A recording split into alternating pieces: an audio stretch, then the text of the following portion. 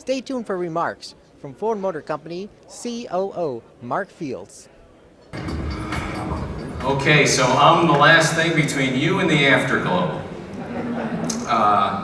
Now, you know my strategy. I've had the honor of presenting here a number of times, so I finally learned to make the speech as long as possible and make the Q&A as short as possible because, Keith does his preparation.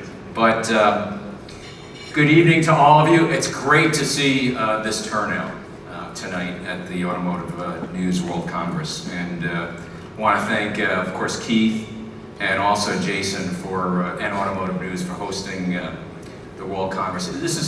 It's a fantastic event, 38 years, and it's a way for us to come as an industry, celebrate the industry, celebrate the sense of community that we have working in this wonderful industry. And on top of a great auto show, it's just really, really special. And it's very special because it's an exciting week for Ford as well, and also, as I said, for the whole industry, just looking at the show. And by last count, the show had at least 25 significant global production and concept reveals here at NIAS. And just walking around the halls, and Keith and I were talking about this, the enthusiasm is very, very palpable. Compare it to 2009 when it was a little bit different. And the auto industry really is on a roll, to use an old cliche. And it's an industry, importantly, with an eye on the future, expanding and innovating, and focusing on global growth. And a lot of others are starting to notice. In a new survey that was out just this week, American consumers were asked which industries they consider growth industries and which will be important to global economic growth in the next 10 years. And of course, it's no surprise things like technology and energy and telecom ranked highest amongst their responses. But a majority also believe the automotive industry has the same or even more potential that growth in the US.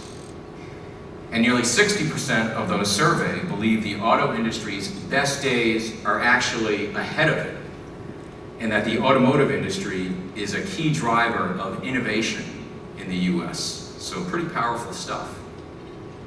And I think after the success of the last 2 days at the show, I suspect that a lot of you share that same perspective and that same sentiment.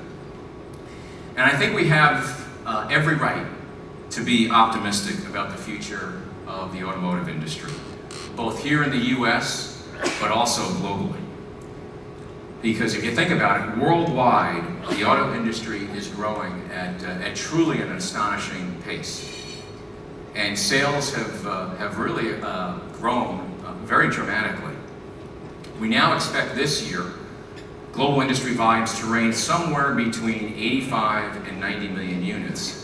And that's compared with 2010, where the global industry sold about 74 million units. And of course, 2/3 of this growth are driven by emerging markets, and namely China and India. And China will be an especially interesting market to watch as the coming years go by, as the government's reforms ease on its one-child policy, and also as they look to curb pollution, particularly in the major urban areas.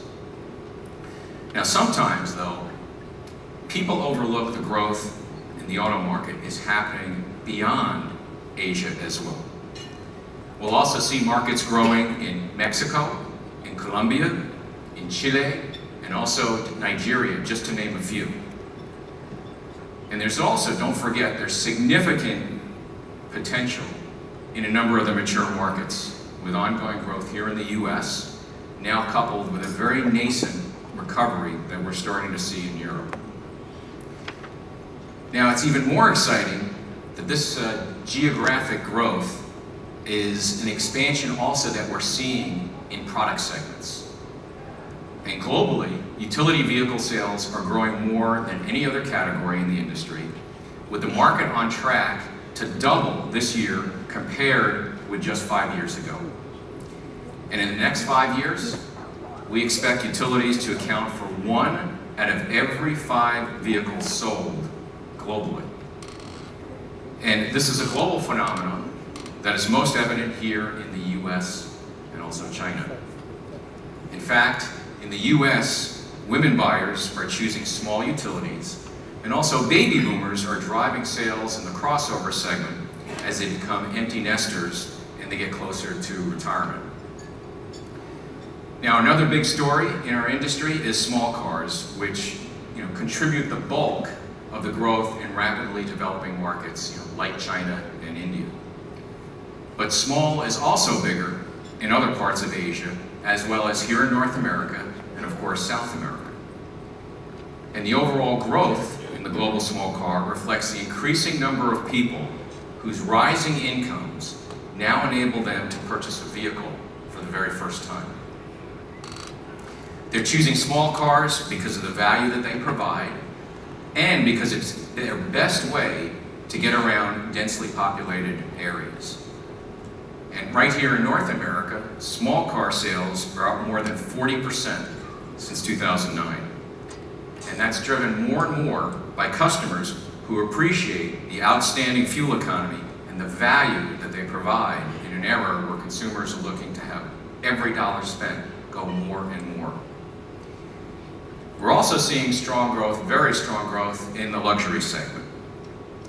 Now today, the luxury segment accounts for more than 8% of the total global market.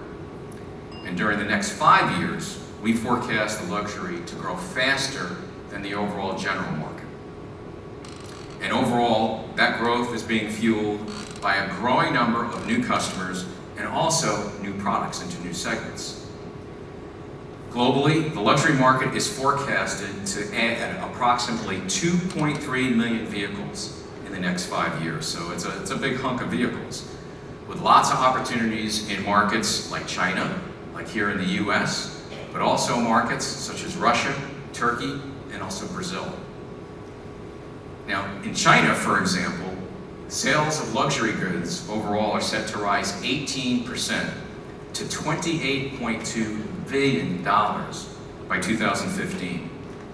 And consider this, 85% of customers for luxury goods in China are younger than 45 years old. So the move to luxury is led by Generation X and millennials around the world. And they're going to play an increasingly important role in the target market for luxury goods during the next 10 to 20 years. Today's luxury customer is looking more for sophistication, but also a quality experience than they are ostentatious displays of wealth. And they're willing to invest in products that fit their unique lifestyles.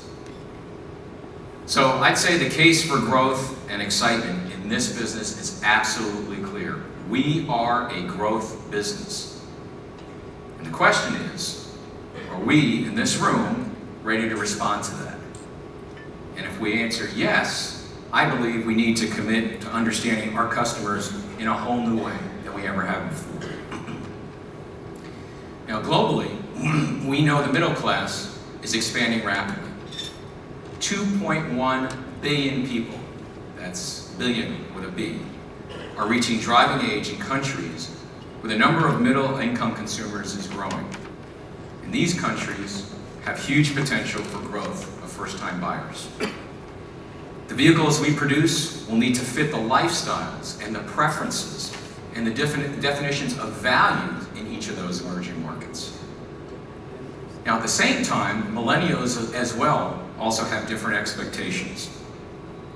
Many have put off buying vehicles, having come of age obviously during the recession, and in an era where technology gave them other ways to connect with friends rather than getting in a car and going across town to see their friends. And millennials are showing that they're much more comfortable with new forms of vehicle ownership, like opting to rent from companies like Zipcar.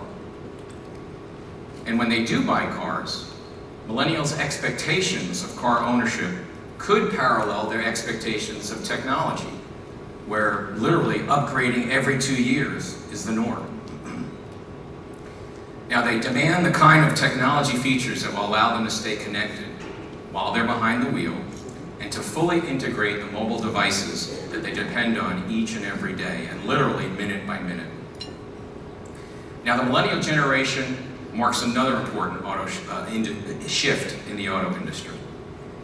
And it'll be the first generation where women buyers outnumber male buyers. More young women are pursuing higher education, even exceeding the education of their male counterparts. Check this fact out. In the US, there are 164 women with bachelor's degrees for every 100 men among 23-year-olds. Pretty striking. And the increase in education among women is enabling them to play a greater role in consumer markets. Consider that the earning power of women globally is expected to grow from $12.5 trillion to $18.5 trillion in just the next 5 years. And our research indicates that women in key developing markets will follow a similar journey, resulting in millions of more women customers around the globe. And all of these trends add up, for me, the most exciting times we've seen in the auto industry in the last 25 years. Global sales are on the rise. Customers are voting with their wallets for new utilities, small cars, and luxury vehicles that meet their unique needs. And rising incomes are bringing more drivers to market as millennials and women exert new powers as consumers. So, what are we going to do in this room about that opportunity that's out there? Well, I can tell you at Ford, we're tracking each one of these developments, and we're taking them very seriously, and we're acting on them. And I couldn't be more personally excited about the industry prospects that lie ahead for us. You know, we talked earlier about that survey out this week showing Americans are increasingly optimistic about autos, yet still they're very enamored with tech and also Silicon Valley. Well, I firmly believe that it's time to try and change that. You know, we're part of an industry that's even more exciting and I believe has even more promise than tech and telecom. And for us at Ford, the promise starts with our One Ford plan. And our plan is all about being very firmly focused on serving customers around the world with a full family of vehicles, small, medium, and large, cars, utilities, and trucks, all with the very best quality, fuel efficiency, safety, smart design, and value, and delivering profitable growth for everyone associated with it. And I have to tell you, this plan has served us very well through our transformation over the past many years. And we're now accelerating this implementation as the auto industry grows both here in the US, but also globally. And the beauty for us is we're just at the beginning to reap the benefits of our One Ford plan. Through our scale, through how we're looking at our global manufacturing footprint, our efficiencies, and also how we drive every day on looking at continuous improvement in the business. In fact, the next major step in our One Ford plan and our growth happens this year with the launch of 23 new or significantly refreshed global vehicles and 16 alone here in North America. And to support this surge in new products, we're really laying the foundation for profitable growth for years to come in our company, with the most aggressive manufacturing expansion that the company has undergone in 50 years. And that includes the hiring of 11,000 people in the US and Asia just this year. Importantly, we're providing vehicles our customers want and value in these key segments that fit their lifestyles. For example, as the middle class grows around the world, we're more committed than ever to seize the growth in B-size cars.